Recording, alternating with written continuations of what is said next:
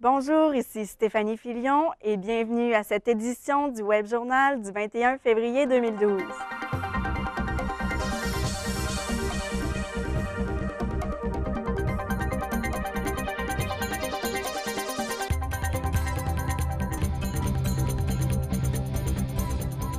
En manchette aujourd'hui, importants investissements au port de Grand-Anse et des églises vendues pour faire des condos à Jonquière. Après l'autoroute du parc des Laurentides et l'aéroport de Bagotville, la région profitera désormais pleinement du port de Grand-Anse grâce à un nouveau lien ferroviaire qui permettra le transport de plus de marchandises. Jean-Simon Tellier-Dubé, qu'a dévoilé le ministre Serge Simard au nom du ministère des Transports du Québec ce matin? Eh bien, Stéphanie, après la nouvelle de l'investissement de 40 millions de dollars dévoilé à Cadmec hier, c'est une autre excellente nouvelle pour l'économie régionale qu'a annoncé aujourd'hui le ministre Serge Simard. En effet, le ministre des Transports du Québec investira 10 millions de dollars pour rejoindre le port de Grand-Anse au réseau ferroviaire Roberval-Saguenay. Un embranchement ferroviaire de 12,5 km sera officiellement mis en place pour relier le port de Grand-Anse au reste de la région. Représentant un investissement total de 34 millions de dollars, le ministère des Transports a dévoilé aujourd'hui son appui de 10 millions de dollars dans le projet, qui sera un grand atout économique dans la région, selon le ministre Serge Simard. En plus de servir le levier de développement industriel à la région, le port de Saguenay constitue, sans contredit, la porte d'entrée naturelle du centre-nord du Québec. En ce sens, la demande sera en forte croissance au cours des prochaines années pour une infrastructure stratégique. Pour le maire Jean Tremblay, c'est une merveilleuse nouvelle qui facilitera grandement le transport de marchandises au Saguenay-Lac-Saint-Jean. C'est un outil fameux pour la région. Il y avait trois outils qui étaient fondamentaux. Il y avait le parc, le port et l'aéroport. C'était les trois outils dont on avait besoin et on n'avait aucun des trois. Maintenant, on a les trois. Ce projet de lien ferroviaire s'inscrit dans un plan global de 131 millions de dollars de l'administration portuaire. L'organisation prévoit également la construction d'une gare portuaire intermodale, d'une gare pour le vrac solide, ainsi que d'un convoyeur. L'installation du chemin de fer devrait de plus diminuer l'utilisation de camions de marchandises et ainsi réduire l'émission de gaz à effet de serre. C'est un autre projet qui s'inscrit dans le cadre du Plan Nord et qui pourrait fortement inciter des entreprises multinationales à s'installer dans la région. Jean-Simon Dubé, ATM Nouvelles, Saguenay. Une dizaine de maires du Saguenay-Lac-Saint-Jean dénoncent l'inaction du gouvernement Charest par rapport à la crise forestière. Une délégation se rendra demain à l'Assemblée nationale pour demander un plan d'action pour venir en aide aux municipalités touchées par la crise. Cette action a été organisée par la Fédération québécoise des municipalités et son président, Bernard Généreux, croit encore à l'avenir de cette industrie. Le député péquiste de Lac-Saint-Jean, Alexandre Cloutier, invite fortement le gouvernement et Produits forestiers résolus à reprendre les négociations concernant le non-renouvellement du bail de la centrale Jim Gray. Selon lui, l'inaction des deux parties dans le dossier nuit à la compétitivité des usines de la région ainsi qu'aux investissements futurs. Le bail de la centrale Jim Gray est échu depuis le 31 décembre dernier, date à laquelle le ministre Clément Gignac en a retiré la gestion à Produits forestiers résolus. Le débat sur la grève générale des étudiants s'est déroulé sans incident devant un auditoire fébrile ce matin dans le hall d'entrée de la salle François Brassard du Cégep de Jonquière. Au cours de cet échange, les camps du oui et du non ont pu faire le point et répondre aux questions des étudiants. Alexia Mercier, avec le climat dans lequel évoluent les discussions en ce moment, comment s'est déroulé le face-à-face entre les deux parties? Ça s'est bien passé, Stéphanie. Les partisans des deux camps se sont affrontés dans le respect, malgré que la tension ait été palpable du début à la fin. Je vous laisse regarder un reportage que j'ai préparé. Les membres des camps opposés ont tenté de réunir plus d'adeptes une dernière fois avant le vote de demain. Plus de 200 étudiants se sont déplacés ce midi dans le but d'assister au débat présenté par les camps du oui et du non au Cégep de Jonquière. Des étudiants de plusieurs programmes, certains même déguisés en gladiateurs pour représenter leur appui au camp du oui contre la hausse des frais de scolarité. Après que les deux représentants des partis se soient affrontés, une vingtaine de personnes se sont présentées au micro afin de faire valoir leur point de vue ou de poser des questions. Beaucoup se questionnaient sur la nécessité d'un moyen de pression comme la grève. Selon le porte-parole du camp du oui, Mathieu Morin, il n'y a plus de marge de manœuvre. Le seul moyen de ralentir le gouvernement, c'est la grève. La hausse des droits de scolarité va entrer en vigueur à l'automne 2012. C'est la session prochaine. Donc, il n'y a plus de marge de manœuvre. La seule manière, historiquement, qui fonctionne pour faire reculer un gouvernement qui fait la sourde oreille, puisque présentement, le gouvernement libéral refuse de négocier avec les étudiants, la seule manière qui reste, c'est la grève générale.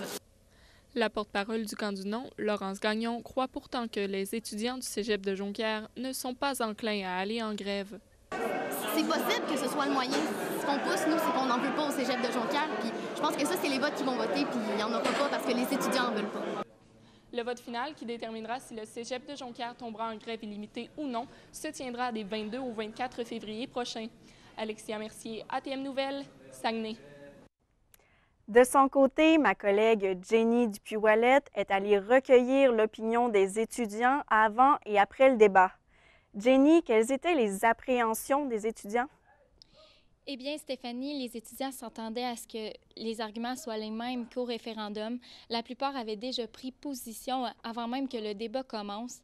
Les indécis, eux, s'attendaient à ce que espéraient que les discussions allaient les aider à prendre position, soit du côté du oui ou du côté du non. Aussi, ils espéraient que les étudiants s'attendaient à ce que le débat soit haut en couleur. J'ai recueilli les impressions de 4 étudiants avant le débat. Voici ce qu'ils avaient à dire. Ça va être intense, ça c'est sûr.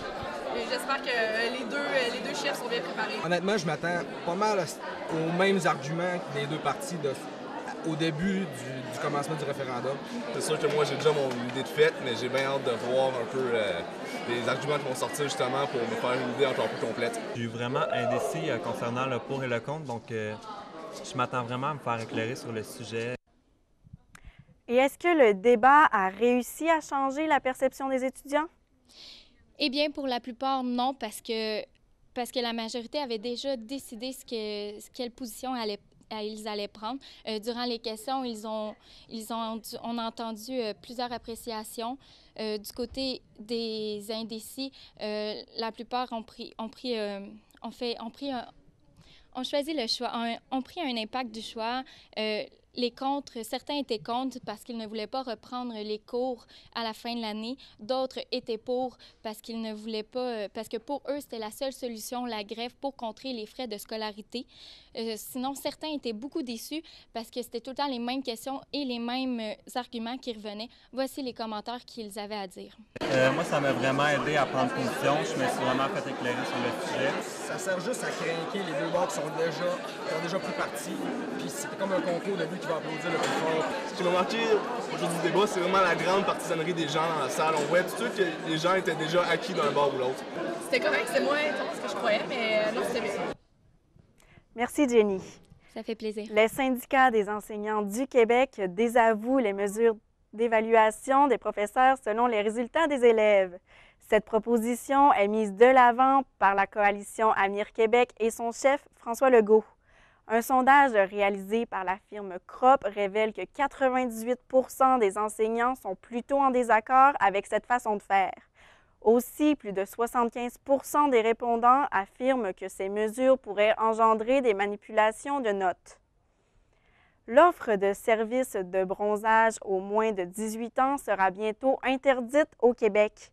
Il a été prouvé que le risque de développer un mélanome est de 75 % plus élevé lorsque l'utilisation des cabines de bronzage débute avant l'âge de 35 ans.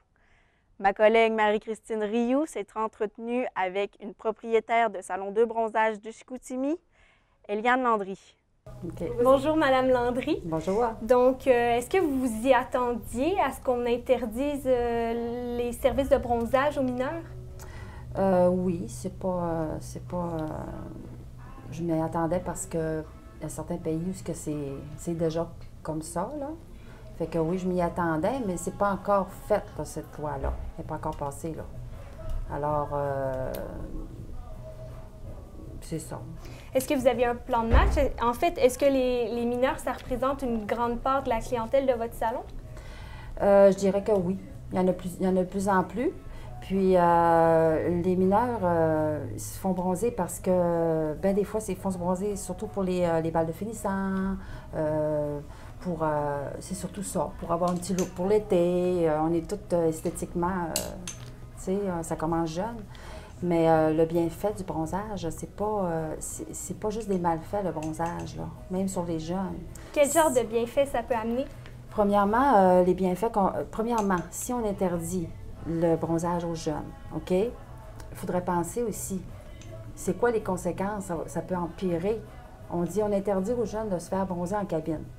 Alors, les jeunes, ils veulent absolument avoir un bronzage. Là, ils vont dire, maman, je veux me faire bronzer parce que je veux être prête pour le bal de finissant ou quoi que ce soit. Alors, maman ou papa va acheter le lit bronzant.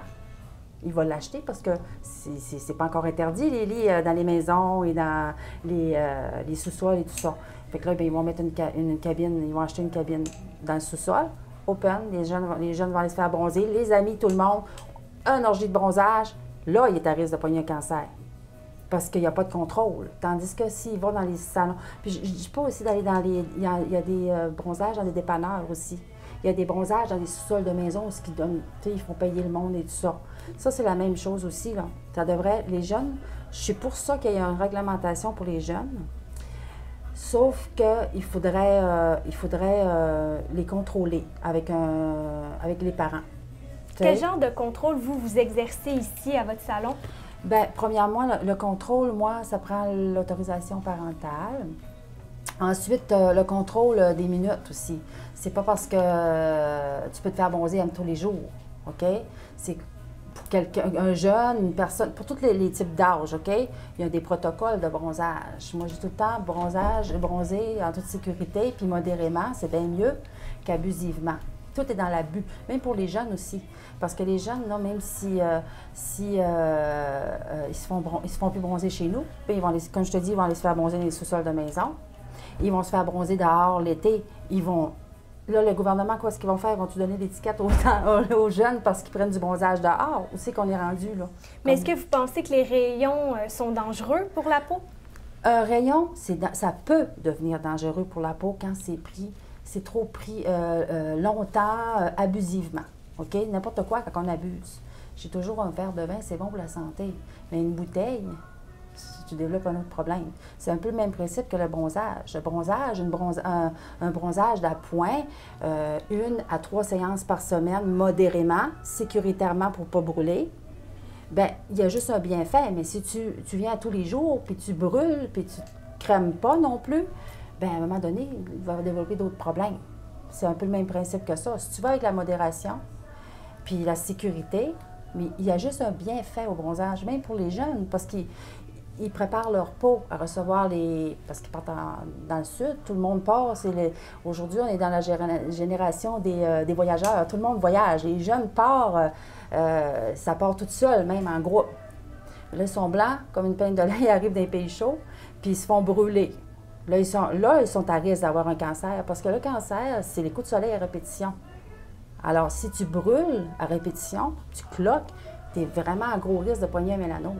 Tandis que si tu vas dans un salon de bronzage, je ne dis pas un dépanneur, parce qu'il y a un salon en arrière, OK, qui vend des chips et de la liqueur, puis qui ne t'évalue pas. Il faut aller dans une place qui est sécuritaire, qui est assurée, puis qui est formée. Okay? Donc, vous seriez prêt à dire à un client qui vient trop souvent, vous ne pouvez pas aller vous faire bronzer aujourd'hui parce que vous êtes venu trop souvent? Oui, on l'a dit souvent, on a même refusé des clients. C'est déjà arrivé, surtout les jeunes. Parce que j'ai pour mon dire une personne qui est rendue à 50 ans, 60 ans, puis qui fait ça à l'année, même si je lui dirais, je ne vais pas t'avoir aujourd'hui parce que je trouve tu n'as pris hier et tout ça, bien, ça ne l'empêcherait pas d'aller en face. Il reste faire bronzer en face, tu sais. Il vaut mieux l'avoir chez nous, tu sais, modérément, puis essayer d'y faire diminuer. Un jeune, par contre, oui. Puis on devrait, moi je suis pour ça, avoir une réglementation vis-à-vis des jeunes. Oui, tu peux te faire bronzer avec l'autorisation parentale écrite et suivie. Ce qui veut dire que le parent, puis même on aurait, le parent, il faut que le parent donne un suivi à son bronzage. Ce qui veut dire que, pour pas qu'il aille en face. Il peut prendre un bronzage chez nous, après ça il va en face, en prendre un autre, puis un autre ailleurs. Puis là, on n'est pas dit, ça revient au même, là. En terminant, est-ce que vous avez des clients qui ont développé un cancer de la peau? que vous connaissez? Non. Il n'y a pas dans mes commerces, j'en ai pas eu de rébonde de ça, là, le cancer de la peau. Mais on est tout à risque d'avoir un cancer de la peau. C'est les gènes aussi, c'est pas juste le bronzage. Des fois, on développe un mélanome, puis c'est pas nécessairement à cause du bronzage en cabine, ça peut être autre chose qui donne ça là, à l'année, là, parce qu'on n'en prend pas juste dans les cabines, on en prend dehors, on en prend partout. Puis quand on en prend dehors, bien, c'est trop. Fait que c'est ça. Merci, Mme Landry. De retour à vous, Stéphanie. L'achat de 16 autobus hybrides prévus à partir de 2013 par la Société de transport de Saguenay se fera conjointement avec 9 autres sociétés québécoises. Étant donné que les coûts engendrés sont plus élevés, la STS considère que le ministère des Transports devra rehausser sa contribution s'il souhaite voir les sociétés de transport prendre le virage écologique. D'ici 4 ou 5 ans, des autobus complètement électriques se promèneront dans les rues de la ville, au dire de la STS. L'église Saint-Georges de Jonquière devrait être vendue au début du mois de mars. Des promoteurs de Québec ont fait une promesse d'achat de 175 000 $ afin d'y construire des condos. Josie Simard, les avis sont partagés sur cette annonce. Effectivement, Stéphanie, si la ville de Saguenay est plutôt satisfaite de voir que des habitations se construisent sur son territoire, pour la communauté religieuse, il s'agit évidemment d'une triste perte. Voici donc le reportage que j'ai préparé. Évidemment, chaque église qui est vendue, c'est une perte. C'est sûr qu'après 40 ou 50 ans, c'est un deuil pour eux autres. Malgré la déception d'avoir vendu l'église Saint-Georges, les acteurs religieux sont bien conscients de la nécessité de l'avoir fait. Il faut comprendre que il y a des lieux de culte qui ne servent plus et qu'à ce moment-là, donc, les fabriques se ramassent avec des biens excédentaires et c'est là que ça devient à ce moment-là problématique. Du côté de la ville de Saguenay, une réglementation mise en place depuis 2006 prévoit toutefois une protection du patrimoine religieux. Nous, on a décidé de faire 2 règlements. Un premier règlement qui protège les bâtisses eux-mêmes et le deuxième qui vient dire un peu qu'est-ce qu'on peut faire dans ces églises-là au niveau infrastructure. De part et d'autre, on assure toutefois que la démolition de l'église est l'option la moins probable du projet. Et aussi la première préoccupation du contracteur, c'est de tout faire en sorte pour pouvoir faire une construction à l'intérieur de l'église de condominium. Si pour X raisons, après étude avec les architectes, avec des ingénieurs, que c'est vraiment pratiquement impossible, ce sera la dernière solution de voir à faire des condos en démolissant l'église et en rebâtissant à neuf. La priorité de la municipalité, c'est de garder l'architecture en place.